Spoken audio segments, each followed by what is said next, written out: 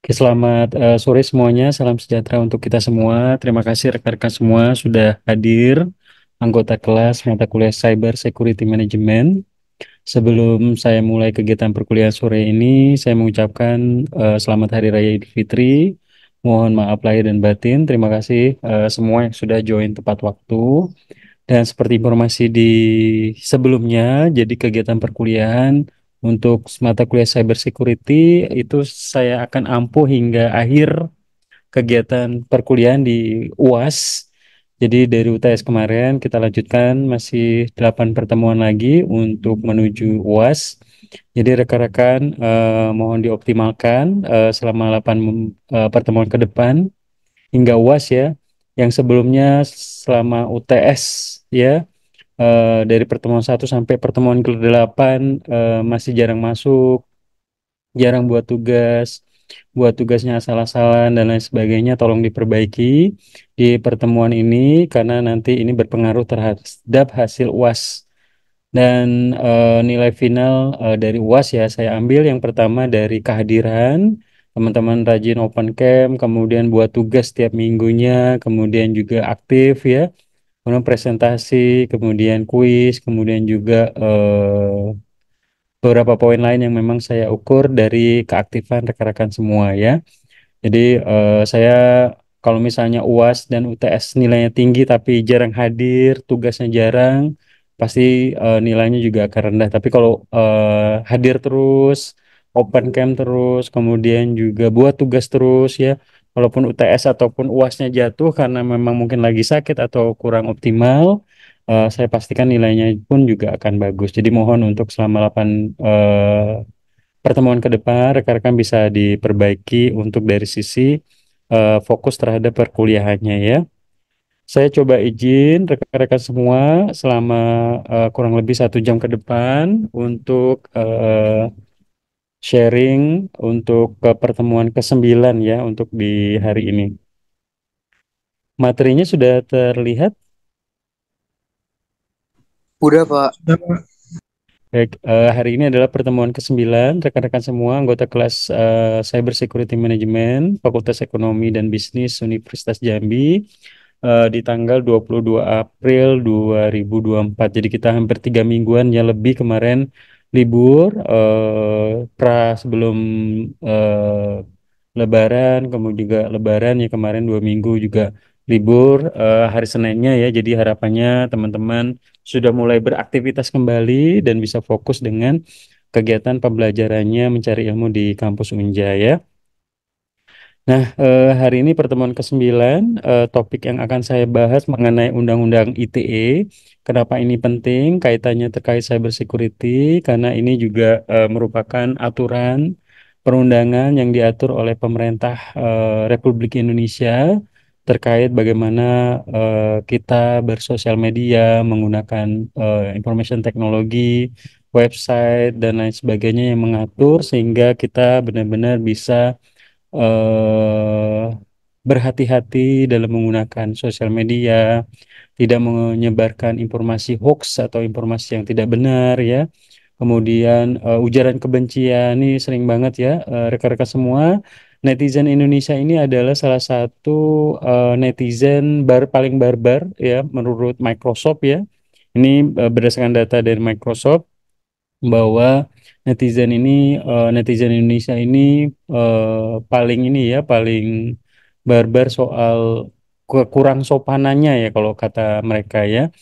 Nah, kemudian di satu sisi yang lain netizen kita juga kalau kayak kemarin misalnya ya wasitnya Qatar misalnya ya tidak fair dengan Indonesia U23 misalnya ya pada saat pertandingan di minggu kemarin, kemudian netizen Indonesia rame-rame mereportkan akun apa PSSI-nya Qatar gitu ya, itu kan lagi nge-hype di TikTok di beberapa hari kemarin. Nah, ini jadi pembelajaran juga bahwa memang netizen Indonesia ini kalau orang aslinya ramah-ramah, tapi kok kalau netizennya memang luar biasa gitu ya. Nah, tapi teman-teman, karena teman-teman belajar di cyber security di sini, kita juga harus berhati-hati karena bisa aja kita bisa disu atau dituntut atau minta pertanggungjawabkan secara hukum ketika kita membuat konten-konten yang tidak benar, hoax ya. Banyak beberapa eh, apa ya aktivis ataupun yang lain sebagainya yang memang membuat cuitan ataupun memberikan komentar informasi yang hoax, tidak benar, itu bisa dituntut secara hukum dan mendapat tuntutan penjara dan lain sebagainya. Nah, karena teman-teman belajar di cyber security, setidaknya kita belajar lebih mendalam mengenai undang-undang ITE ini, sehingga kita lebih berhati-hati lagi ya ketika kayak kemarin pada saat Pilpres ya, banyak sekali seliweran. Nah, teman-teman harus hati-hati ya berkomentar ya. Karena ini bukan masalah kebebasan berpendapat, namun ya bagaimana kita bisa menghargai, kemudian memberikan informasi yang benar, kemudian tidak menyebar kebencian dan lain sebagainya, sehingga kita bisa dituntut secara hukum. Kemudian rekan-rekan semua, sebenarnya apa itu Undang-Undang ITE? Jadi Undang-Undang ITE ini berkaitan dengan yang berkaitan dengan Undang-Undang Informasi dan Transaksi Elektronik atau Undang-Undang ITE, di mana di Indonesia kita memiliki Undang-Undang Nomor 11 Tahun 2008, di mana undang-undang ini mengatur mengenai informasi serta transaksi elektronik ya. Transaksi elektronik ya baik itu sosial media, website dan lain sebagainya. Kemudian juga di sini berhubungan dengan teknologi informasi secara umum. Nah, undang-undang ini tentunya secara yuridis berlaku untuk setiap orang yang melakukan perbuatan hukum sebagaimana diatur oleh undang-undang yang baik yang berada di wilayah di luar Indonesia ataupun di Indonesia sendiri ya, yang tentunya merugikan kepentingan Indonesia. Kemudian rekan-rekan semua di negara kita, kenapa adanya Undang-Undang ITE ini? Tentunya di Undang-Undang ITE ini berlaku untuk semua masyarakat ya dalam melakukan pelanggaran baik itu pemerintahan ataupun masyarakat umum. Dan undang-undang ini tentunya mengatur ya bagaimana kita bisa menggunakan informasi dan teknologi dan elektronik digital dengan bijak seperti itu. Kemudian, Undang-Undang ITE ini dibuat berdasarkan musyawarah dan mufakat untuk melakukan hukuman bagi para pelanggar, terutama di bidang informasi teknologi elektronik ya. Jadi, misalnya saya sebagai content creator di YouTube misalnya ya, dari 8 tahun terakhir ya harus hati-hati ya. Orang mungkin bisa aja mensu kita, menuntut kita, meminta pertanggungjawaban kita, apa yang kita share di media sosial. Jadi kita memang benar-benar harus berhati-hati kalau kita tidak mau berhubungan dengan hukum. Nah, ini menjadi concern saya buat mata kuliah ini. Kenapa saya masukkan ini? Karena menjadi perhatian buat masyarakat, khususnya mahasiswa yang berhubungan dengan digital, untuk bisa bijak dalam menggunakan sosial media ataupun berinternet sehat seperti itu. Nah, cybercrime ini tentunya saya ulangi kembali di pertemuan 1 sampai ke 8 bahwa kegiatan aktivitas cybercrime ini tentunya ya berupa kejahatan ya dengan komputer atau jaringan internet ya. Tentunya mereka akan mencari atau menggali keuntungan-keuntungan untuk pribadi mereka, contohnya penipuan lelang secara online ya, penipuan sekarang share aplikasi APK ya, kemudian penipuan kartu kredit, penipuan identitas, pornografi anak dan sebagainya, jadi banyak sekali.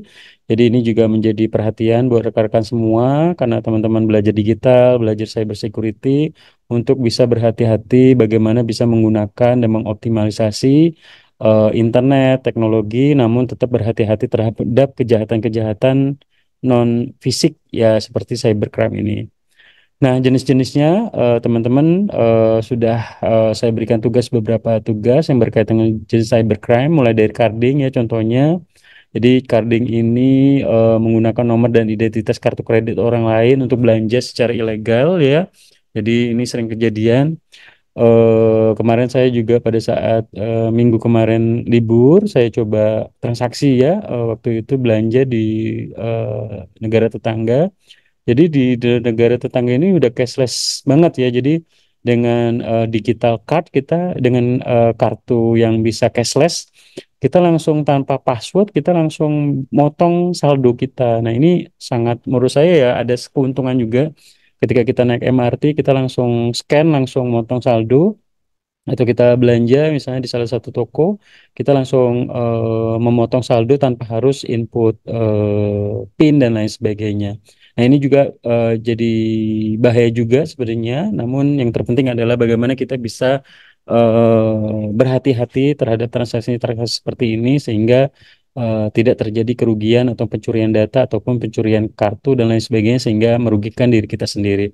Kemudian hacking ini lebih bagaimana mereka masuk ke sistem jaringan komputer kita ya, membaca program tertentu, kemudian mengamati keamanan jaringan komputer sehingga mereka mendapatkan keuntungan tertentu, misalnya menghacking server perusahaan sehingga mereka mengancam untuk menyebarluaskan informasi tertentu sehingga merugikan perusahaan tersebut misalnya.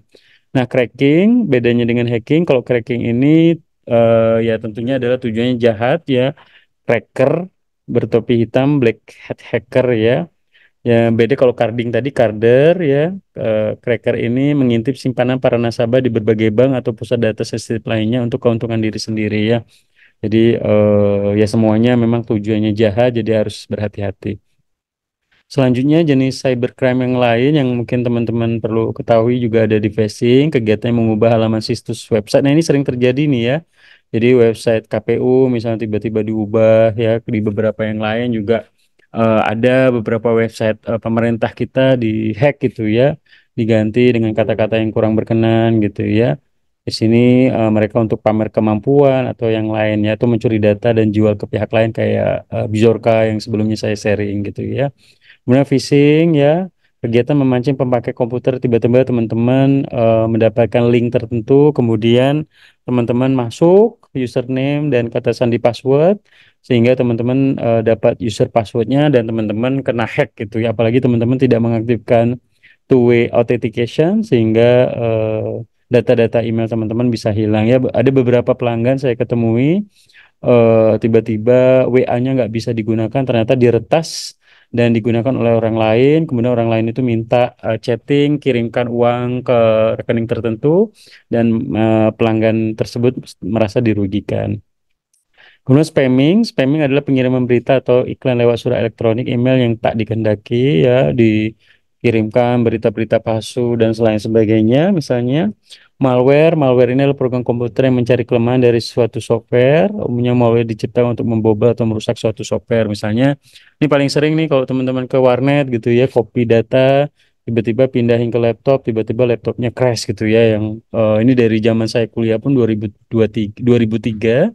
itu sering kejadian seperti ini ya. Jadi memang harus berhati-hati, dipasang firewall, dipasang antivirus sehingga data kita lebih aman dan teman-teman juga bisa mengcopy datanya di Google Drive atau di OneDrive sehingga kalau laptopnya kena crash, kena virus, teman-teman masih nyimpen di awan atau di internet di Google Drive-nya sehingga bisa diselamatkan seperti itu. Kemudian selanjutnya rekan-rekan semua, di phishing ini contohnya nih ya, pemasuk kartu kredit ditangkap di Cipulir. Jadi Subreserse Mobil Direktorat Reserse Kriminal Umum Polda Metro Jaya menangkap Imam Sujanji 30 tahun karena diduga memasukkan kartu kredit ya. Jadi dia yaitu dari mengcopy kartu kredit orang lain, kode-kodenya, kemudian bisa bertransaksi secara online. Kemudian dephishing hacking ya, ini contohnya ya, peretasan website Sony Pictures pada tahun 2014 di mana website Sony Pictures Entertainment ketika dibuka muncul seperti ini, terhack ya seperti itu. Kemudian ada juga cracking ya, cracker remaja yang telah meraup 1,8 triliun ya. Ini bahaya banget ya. FBI bekerjasama dengan polisi Belanda menangkap seorang cracker remaja yang telah menerobos 50.000 komputer ya. Kejahatan-kejahatan digital ini memang sangat luar biasa. Orang semakin canggih, semakin pinter, membobol jaringan, membobol sistem sehingga mereka mendapatkan keuntungan pribadi. Nah, kasus di phishing yang lain, kalau di Indonesia contohnya KPU ya, Halo Preni Yona Yahna Oktaviana ya, bayangkan ya, website resmi KPU dihack dengan sebuah pesan cinta yang seperti ini ya, luar biasa. Kemudian phishing di e-banking BCA ya, hati-hati mereka membuat website, misalnya kalau bca.com atau bca.co.id dibuat bca.acid ya, orang nggak ngeh gitu ya. Mereka membuat hotline di hostname-nya, dikit bedanya acid dengan .com atau dengan .co.id, namun ternyata ini website palsu ya, seperti itu. Kemudian spamming ya, Priwia 23 tahun jadi raja spam dunia ya, menjadi dalang serangan Megade botnet pada tahun 2009, menginfeksi sekitar 500 ribu komputer ya. Bayangkan ya, ini spamming email ya, hingga miliaran email per hari. Kemudian Microsoft ya, PC merek terkenal juga kena rentan malware. Acer, Asus, Dell, HP, Lenovo, apalagi kita nggak menggunakan antivirus, menggunakan operating system Windows bajakan ya, itu sering banget kena virus. So that's why saya lebih senang menggunakan Macintosh atau MacBook karena lebih kuat, lebih tahan banting, terus juga saya bisa pakai sampai 10 tahunan ya, dan masih kuat sama masih bagus dengan kualitas yang baik. Jadi ya setiap orang punya preferensi yang berbeda, tapi menurut saya Apple produk itu memiliki ketahanan yang sangat baik untuk dari sisi kerentanan terhadap kayak virus-virus seperti malware dan lain sebagainya. Nah, faktor terjadinya kasus cybercrime ini ya banyak ya. Saat ini orang semakin mudah mengakses internet dari smartphone, dari wifi, dari kafe, dari laptop, dari personal komputer ya. Kelalaian juga kita masuk input user password sembarangan gitu ya. Kemudian mudah dilakukan dengan alas kelamin kecil dan tidak diperlukan peralatan yang super modern. Pelaku merupakan orang yang pada umumnya cerdas ya, sistem keamanan jaring yang lemah, kurangnya perhatian kita ya. Jadi teman-teman mulai dari WhatsApp-nya, WA-nya diaktifkan two-way authentication. Jadi pada saat orang mau nginput menggunakan WA teman-teman di di handphone yang lain atau di komputer yang lain, nggak akan bisa karena harus di approve lewat two-way authentication, lewat SMS, kode OTP, dan lain sebagainya. Jadi ini sangat penting untuk diaktifkan email, password, dan lain sebagainya. Teman-teman bisa mengaktifkan Face ID atau fitur keamanan biometrik jari atau muka ya. Ini diharapkan menjadi salah satu perlindungan pertama untuk agar user-user penting kita bisa lebih terjamin dan aman. Ya bayangkan tiba-tiba teman-teman mengklik APK undangan pernikahan atau yang terbaru ini apa namanya, Anda menerima paket, dia berupa SMS ya. Saya kemarin dapat minggu lalu ya. Anda mendapatkan kiriman paket, cuman terjadi kesalahan, tolong update ke link berikut. Nah ya, jadi hati-hati. Mereka bisa berupa link, bisa berupa APK yang tiba-tiba terinstal. Jadi mohon teman-teman bisa dengan sadar untuk memang sekiranya memang bukan ini ya, dihiraukan ya, hati-hati sekali ya. Oke, kemudian rekan-rekan semua, penanggulangan kejahatan cyber ini ya bisa kita lakukan dengan melindungi komputer kita dengan antivirus, firewall, melindungi identitas-identitas kita yang penting, selalu up to date dengan operating system yang baru, OS yang baru ya, amankan data email ya, sangat penting ya. Tiba-tiba teman-teman mengklik link tertentu, kemudian data-data perbankan teman-teman jebol, kemudian transaksi keuangan teman-teman tiba-tiba rekening banknya hilang. Nah, itu menjadi pembelajaran yang sangat luar biasa. Jadi sebelum itu terjadi, teman-teman harus benar-benar bisa mengamankan terhadap kejahatan internet ini. Melindungi akun, tadi ada email, akun komputer, membuat salinan ya tadi saya bilang. Saat ini kalau mengcopy data kita di hard disk atau di flash disk, bisa aja flash disk kita kena virus, hard disk kita kena virus, hilang juga sama. Teman-teman bisa simpen di eh, ini ya, di cloud, di awan, lewat Google Drive, OneDrive, atau aplikasi-aplikasi yang lain kayak iCloud kalau di iPhone ya.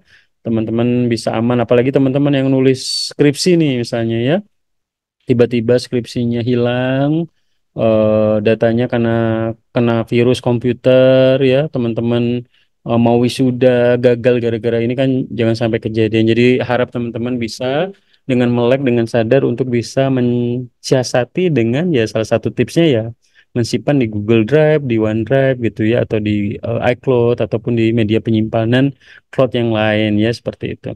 Kemudian cari informasi ya salah satu teman-teman belajar cyber security ini adalah bagaimana teman-teman bisa melek walaupun kita tidak bisa coding, tidak bisa melakukan hacking dan sebagainya itu paling enggak teman-teman itu dengan sadar bisa mengetahui bagaimana kejahatan cyber itu terjadi. Nah, di Indonesia sendiri, Undang-Undang ITE ini diatur di Undang-Undang Nomor 11 Tahun 2008 tentang Internet dan Transaksi Elektronik atau ITE, di mana pasal 27 Undang-Undang ITE tahun 2008, setiap orang dengan sengaja dan tanpa hak mendistribusikan atau mentransfer data, informasi, ataupun elektronik ya, dokumen elektronik yang memuat yang melanggar kesusilaan, misalnya pornografi gitu ya. Ancaman pidana pasal 45 pidana penjara paling lama 6 tahun dan denda sampai 1 miliar rupiah. Kemudian pasal 28 Undang-Undang ITE tahun 2008, setiap orang dengan sengaja dan tanpa hak menyebarkan berita bohong atau hoax dan menyesekam merugikan konsumen dalam transaksi elektronik. Nah, teman-teman hati-hati juga ya untuk berkomentar ya, kemudian menginformasikan, memposting informasi tertentu yang belum tahu kebenarannya ya. Nanti kita bisa dijerat oleh Undang-Undang ITE pasal 28. Kemudian pasal 29 Undang-Undang ITE tahun 2008, setiap orang dengan sengaja dan tanpa hak mengirim informasi elektronik ataupun dokumen elektronik yang berisi ancaman misalnya ya. Oh, hati-hati ya misalnya di ancaman gitu ya, teman-teman. Nah, mengenai cyber stalking, ancaman ini bisa dituntut ya dengan penjara paling lama 12 tahun atau denda paling banyak 2 miliar. Jadi Ya, mm, di sini kita bisa eh, memahami bahwa di Indonesia ada aturan yang sangat kuat terkait bagaimana Undang-Undang ITE ini. Jadi kita harus berhati-hati dalam berkomentar, dalam memposting informasi yang tidak benar ya.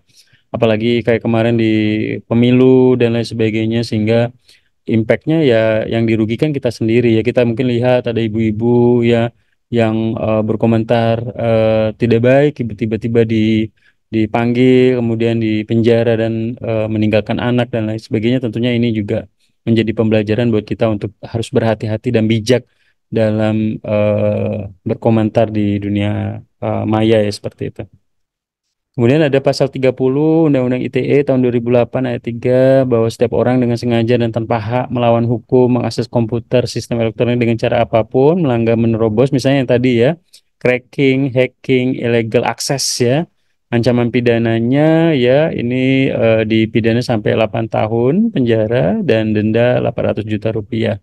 Kemudian pasal 33 Undang-Undang ITE tahun 2008, setiap orang yang sengaja dan tanpa hak melawan hukum melakukan tindakan yang berakibat terganggu sistem elektronik, mengakibatkan sistem elektronik menjadi tidak bekerja juga. Salah satunya misalnya hacking website KPU misalnya itu salah satu ini melanggar Undang-Undang pasal 33 Undang-Undang ITE. Kemudian pasal 34 Undang-Undang ITE tahun 2008, setiap orang dengan sengaja dan tanpa hak melawan hukum memproduksi, menjual, nah contohnya ya video bajakan gitu ya, MP3 gitu ya, itu salah satunya juga melanggar Undang-Undang ITE.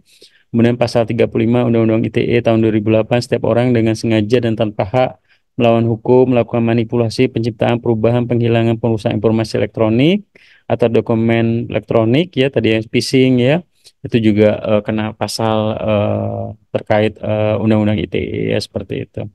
Nah ini contohnya ya, misalnya kasus Ahmad Dhani di Pilpres 2019 kayaknya ya, di 2018 ya posting ya, kemudian divonis penjara 1 tahun 6 bulan ya dengan menghasut dan pernah kebencian terhadap pendukung Basuki Cahayapurnama Ahok dalam rentang waktu Februari hingga Maret. Jadi hakim menilai Dhani melanggar pasal 45A ayat 2 Jungto pasal 29 ayat 2 tahun 2016 tentang informasi dan transaksi elektronik ya. Kemudian jaring Superman is dead ya misalnya terjerat Undang-Undang ITE ya sehingga juga dipenjara ya. Nah, kemudian juga yang kasus mungkin beberapa tahun silam ya Peta jadi terjadi malpraktek kemudian beliau membuat cuitan ya tidak setuju di sosial media, kemudian rumah sakit Omni Internasional menuntut dan akhirnya Prita dipenjara dan lain sebagainya. Ini jadi pembelajaran buat kita, misalnya Prita ya, apapun Prita misalnya benar ya, Rumah Sakit Omni Internasional yang salah ataupun yang lain sebagainya, kita menjadi pembelajaran buat kita untuk berhati-hati dalam berkomentar, memposting sesuatu dan lain sebagainya sehingga kita tidak terjerat masalah di Undang-Undang ITE ini. Nah, ini beberapa tips mungkin teman-teman bagaimana kita bisa melindungi data pribadi. Yang pertama, jangan menyebarkan informasi yang tidak perlu diketahui orang lain, misalnya foto, KTP, dan lain sebagainya. Selalu update fitur keamanan di misalnya operating system di OS di iPhone atau di Android teman-teman, ataupun di laptop rekan-rekan semua menggunakan Windows misalnya ya. Think before doing ya, pertimbangkan manfaat dan keburukan saat menyebarkan informasi ya, misalnya ya, menyebarkan informasi aib teman, ya video porno dan lain sebagainya, hati-hati. Jangan membalas, membaca dan syarat ketentuan sebuah aplikasi atau situs ya, jadi teman-teman bisa lebih berhati-hati ke depannya. Nah, ini contohnya modus baru ya, kita ini ada case seolah merasa tersinggung. Jadi banyak banget ya modus yang untuk phishing dan lain sebagainya ini. Jadi ada link, paket lah kemarin, undangan pernikahan dan lain sebagainya ya. Hati-hati jangan sampai orang-orang di sekitar kita atau kita sendiri yang sudah belajar cyber malah kena gitu ya.